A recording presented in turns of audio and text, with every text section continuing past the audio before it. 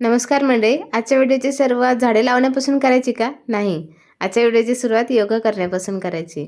रोज सकाळी उठावं लागतं आणि आज स्वतः उठून योगा करण्याचं मनावर घेतलं बरं का. त्यानंतर म्हटलं बाबा योगा करून थकला असशील तर थोडंसं नाश्ता करून घे. मग आज दुपारी आम्ही साबुदाण्याची खिचडी बनवली होती, कारण की आज त्यांचा उपवास होता, रविवारी उपवास असतो.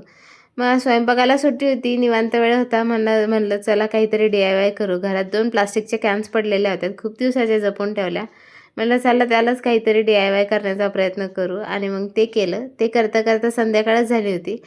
त्यानंतर देवाला दिवाबत्ती केली. संध्याकाळची देवाजवळ प्रार्थना केली. मी देवाला प्रार्थना करत होते, तर दक्ष पण येऊन बसला. त्याने पण प्रार्थना केली देवाला.